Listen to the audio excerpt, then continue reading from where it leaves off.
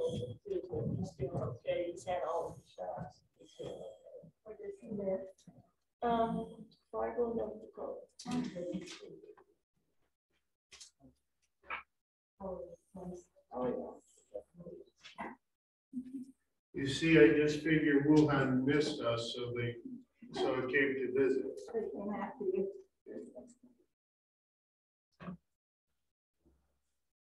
Place just hasn't been the same since we left, so it came to see us. So anyone else have an interesting week? I know. I'm trying to get that. I was banished to my basement for 4 days. I don't. My basement would be awful. Your basement, you wouldn't get the basement, they would throw a cot out in your workshop. Oh, yeah, So yeah, that's the thing that happened this week. So what was your symptoms? You saw them Sunday. Yeah.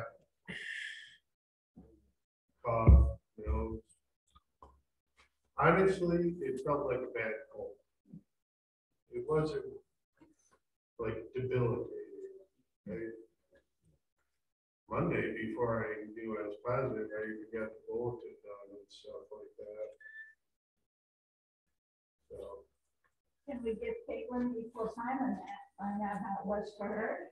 To have two sick family members and be sick yourself? Or a half week or 2 weeks. Yeah, she had it easy. Yeah, it's gonna be super fun having you leave again. Yeah, that's true, I know. What was that? I'm going to Lincoln tomorrow for conference. And so Caitlin's gonna be home alone for a few days. With a very, very calm and not in any way loud or annoying child. Is he all well? He's fine. He's crazy, but he's fine. Hard being indoors, isn't it? Yeah. How did he handle you being downstairs and having to stay upstairs? He came to visit a couple times. But most of the time, he was screaming, "Stay away from me!" If I was, committed the grave and terrible sin of coming upstairs for water, that you heard about it quite a bit. So did Zeke have COVID, do you think? I think so. I think we all had it. I'm the only one who went and got tested. But we all had a bad cold at the same time, so.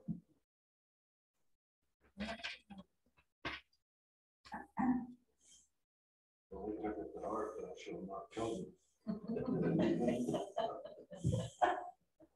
What are you, the church side from over by the credit union?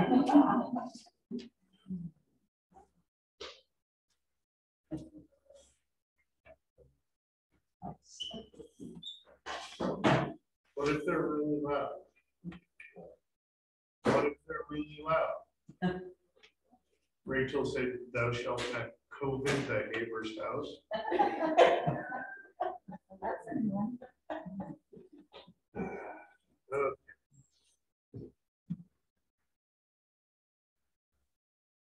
Last night I was watching TV and I realized the difference between sports is this. Football. Football is that friend, us guys at least had in our 20s, who would show up on the weekend and you knew it was either going to be a good time or you'd be cleaning up damages. Baseball, Baseball's like your dog. It's there every day, just wants to hang out, be a friend, and just spend time with you. Which is why baseball is better than football. I'd rather have a dog than a crazy friend. Especially a crazy friend that loses our last second field goal. Anyway. Genesis 38.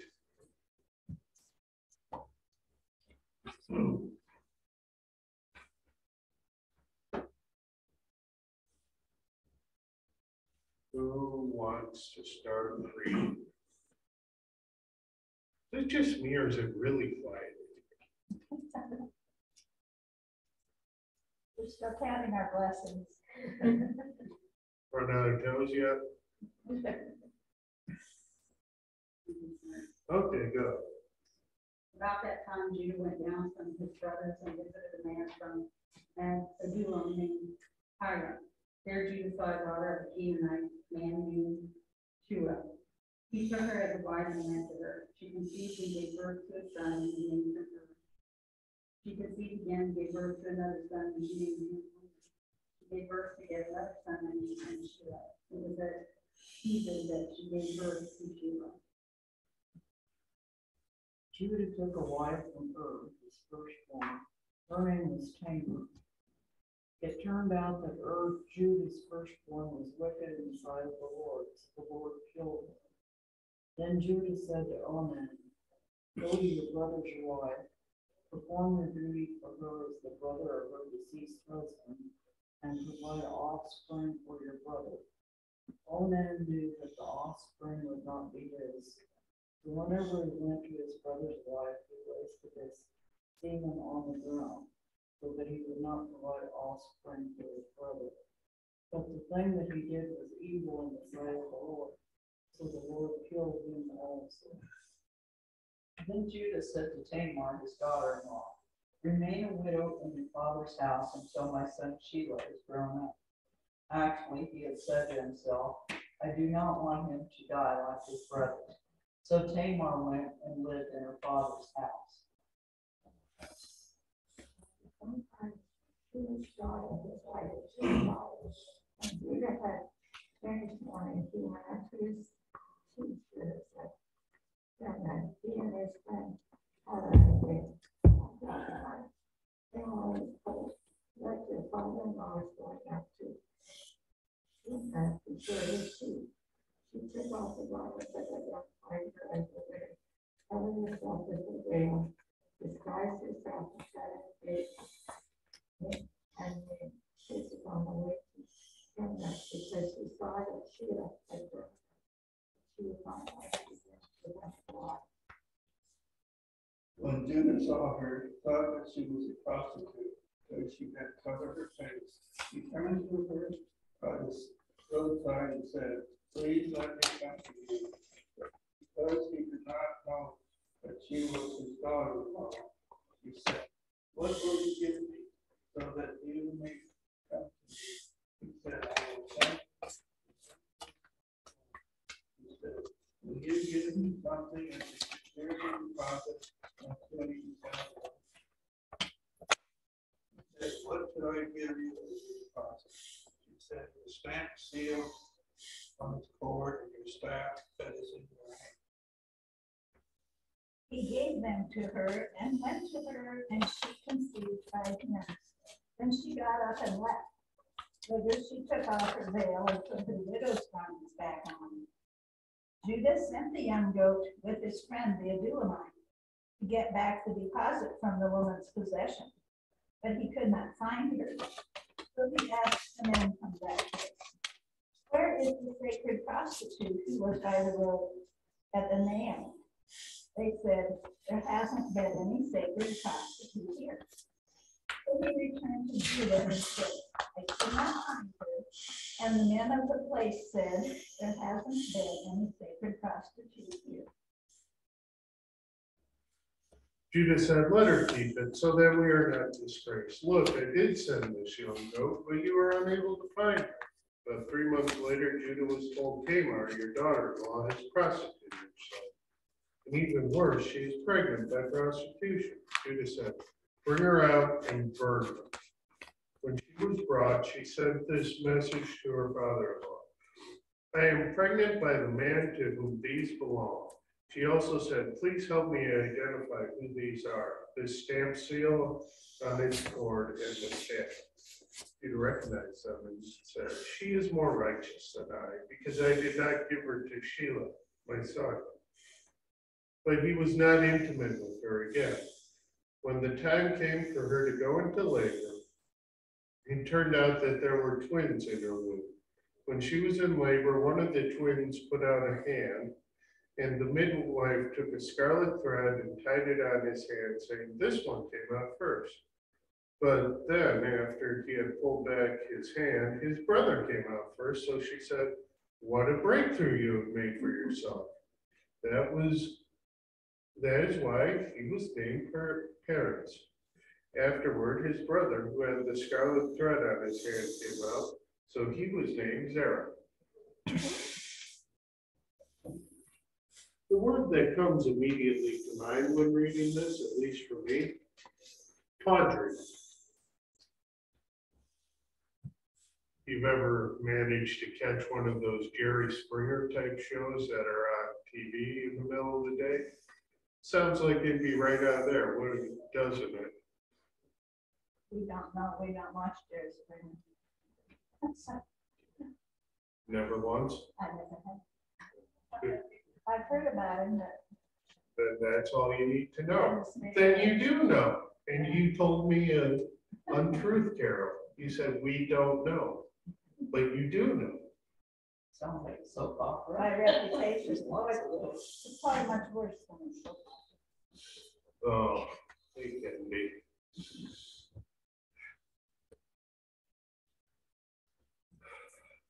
One of the things that I think is important, at least in my job, is to understand what is happening in the world around you. So sometimes you have to see the seedier side of things for roughly 2 minutes, and that's about all you can take, and you move on with your life. So, any thoughts or questions before we jump into the sheet I prepared?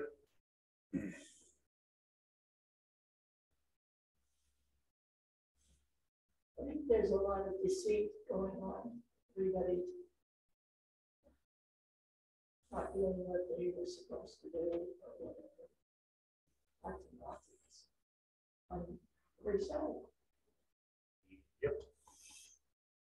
Who's the good guy?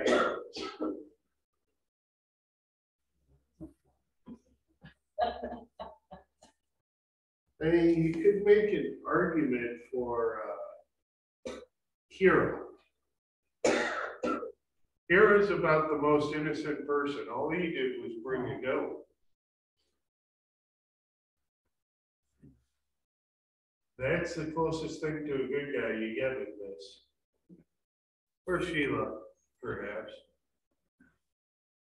Because he did nothing either good or bad. He just sort of existed in the story.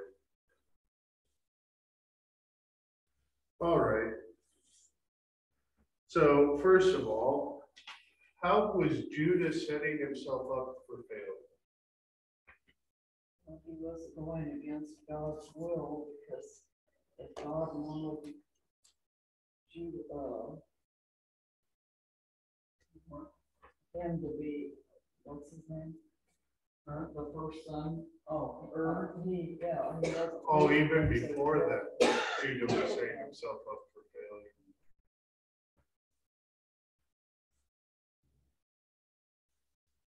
So he wasn't fine.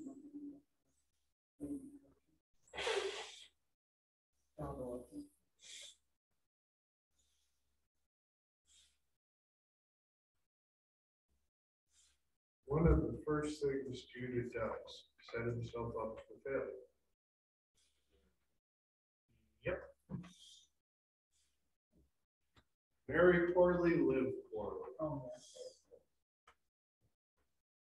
Right, Caitlin? Yeah, very good. Are you calling Euchres the Canaanites of the US? Maybe. You're just ripping yourself there. I was setting you up to rip me.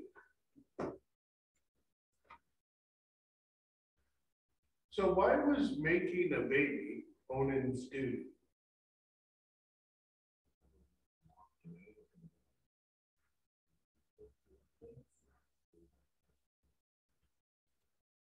It hasn't been specifically codified yet, but it will be later in Exodus, but that's hundreds of years from now. But what was the point of it being codified or just being a custom? Because of his inheritance. Women don't get the inheritance. No, the son would. Exactly. And without a living heir, the man's estate goes who knows where, but not to his wife. So in order to keep the woman protected and to keep the inheritance in the family, the woman needs to bear a child. So why was God mad about what Onan did?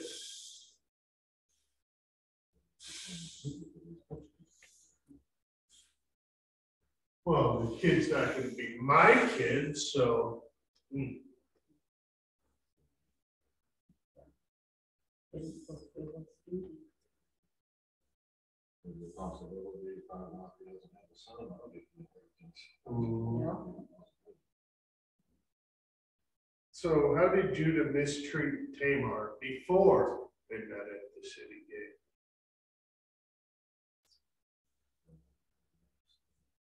Yeah, he had another son to give, which he promised to do, but sleeping with this woman and killed two of his sons. I don't know, maybe he thought she was poisonous.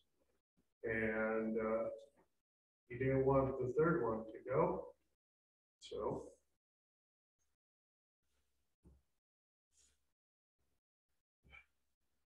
Number 5. Why did Judah go to a prostitute? Now, I know why. You know why. But why did Judah go to a prostitute? No. This white guy. Yeah. He was lonely. I mean, Rachel, just imagine how lost Myron would be if something happened to you. We just find him wandering around Prosser all day. Looking for a prostitute.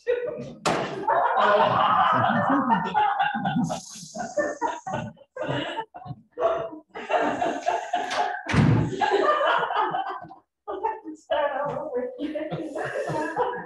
Wait, Rachel, you are.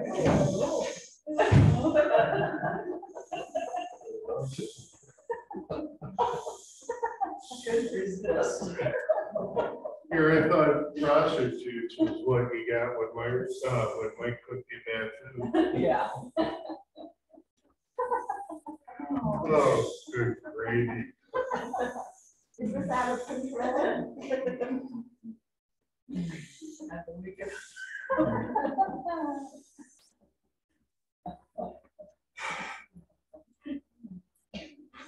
I just did.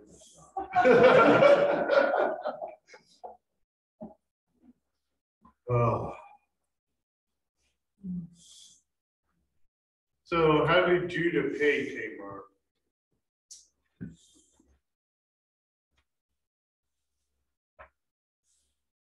He asked her what she wanted in payment. He was gonna give her a robe. No, that's what he offered. What she asked for was Security. Till he could bring this. specifically his seal and his staff. Proves he was there. It proves it was him. Yeah. This was devious. Because she had no intention of taking the goat. She wanted a baby. And she could prove the baby was his now, because the seal with the cord on it means it wasn't just cut by a cut purse or something like that. It was given. For the cord to still be on it, it had to be given, because that cord was tied somewhere. Wasn't cut off, it was handed. The staff was handed and served as proof of, well, stuff. So why did Judah want Tamar burned?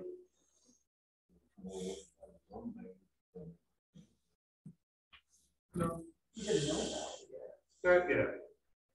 Is it maybe because she's pregnant? I think he probably thought, well, this is a good way to get rid of it now. Problem, yeah. Listen, So, Judah didn't know he was the one who knocked her up. no, he didn't know. Otherwise, it wouldn't have. I wasn't thinking about that yet, but I was thinking about his son thing.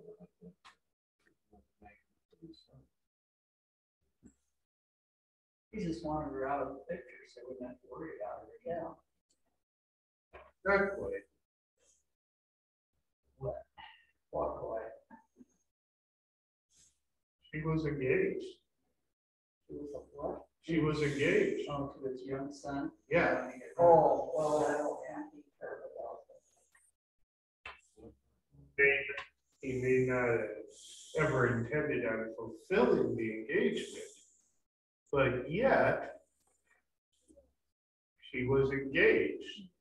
Much like Joseph wanted to divorce Mary quietly so as to save her from being stoned to death, Judah went the other way. She did something stupid. Good. Now I can get this out of the way. Not quite. You skipped the engaged part. There's a cultural piece that needed to be it. Yeah. So how did Tamar save herself?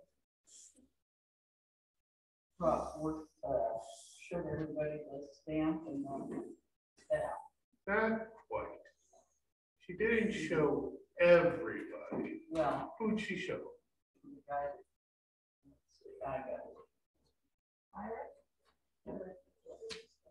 H-I-R-A-H? Nope.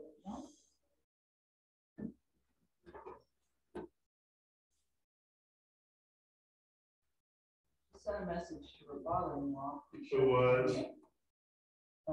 Judah. Judah, yeah. And She so didn't he tell did. everybody. She wasn't trying She to just told him. create a scandal. She just said, you want me killed? Okay, let's find the father of this baby. You know to whom these belong?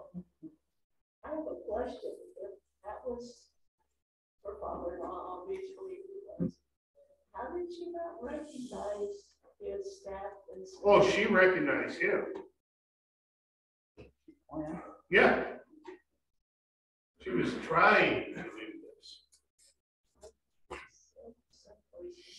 He didn't recognize her. He didn't recognize it. I know it said she had a veil on, but. She took off the garments that identified her as a widow, covered herself with her veil, disguised herself, and sat in the gate. But they were intimate together, obviously. Well, that's sort of the point. To put it crudely, he was focused places other than her face. Okay. But I thought it said that she didn't recognize him either. Was that after they had done the deed? No, Oh, she knew. She was setting him up. Okay. She wasn't a prostitute. No. No, she was acting like she was. Mhm. Well, yeah, I knew she wasn't a prostitute. She was setting him up, acting like she was a prostitute in order to get herself pregnant by him and thereby trapped him.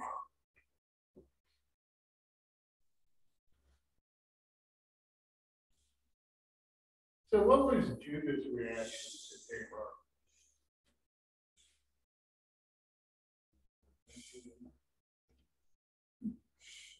Finally, the man acted with a little bit of honor. Oh, right. She's right. It's me. I did this. And they took her in. Was not intimate with her again, but raised his children as his own. Why is any of this relevant? Jesus came from Judah and Tamar down the line. You just do this off the top of your head? Exactly. But I don't know which son. Perez. Perez is an ancestor of Jesus.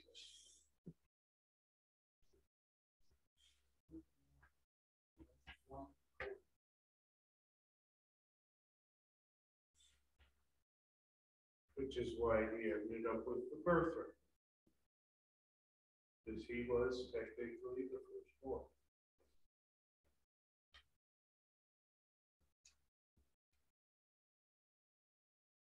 Nobody talks anything in that last paragraph or so about what all that was like for Tamar. These twins, and one's trying to get out and withdraws, and the other one gets out, and it makes it sound like that all just happens, but that was an ordeal. Yeah. Childbirth is easy. That one wasn't. You women have been running a scam since the fall. Man, not even a dirty look. What's wrong? Are you completely? I've heard all of your material, David. Yeah, but it's all gold. That's what was some new stuff. No challenge. Well, it was, Oh, I better stop that. it verifies that, you know, when God told Eve that she had pain bearing children all the way through, it's verified. Bearing children is pain. Not bearing children is painful too. It's fun to be a woman, isn't it?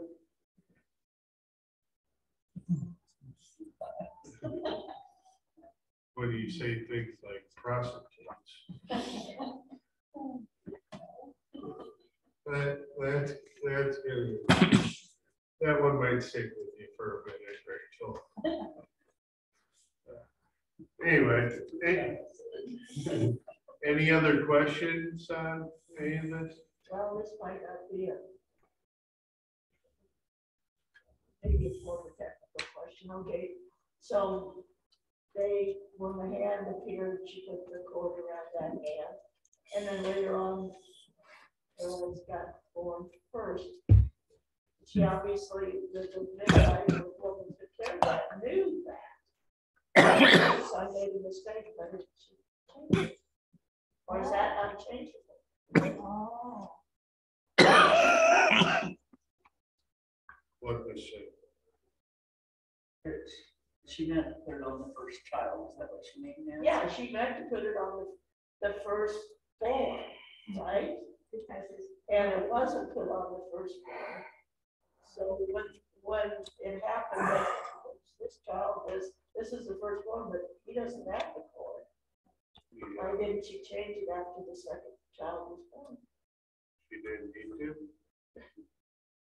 Probably, but I'm just saying. The firstborn Perez, that indicates to anyone who cares to hear the story that there was a change, that there was a difference, that the one with the scarlet thread wasn't the one born first.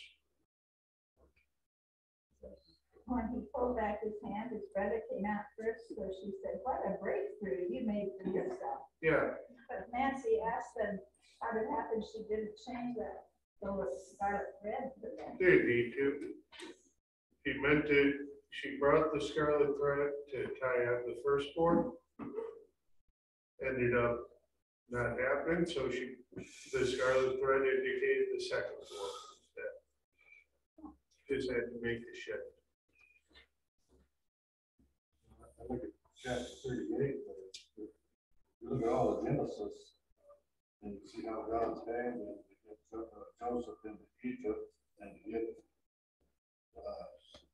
his people out of Canaan, which is getting so evil. Pretty sure we're gonna read how, shows God's hand in the whole. Thanks for spoiling it for everybody. I think you can see God's hand when you read this, how this plays out and why it was written. Oh, it's interesting. One of the more tawdry things we've studied in this book has a direct connection to the one who saved us from all tawdriness.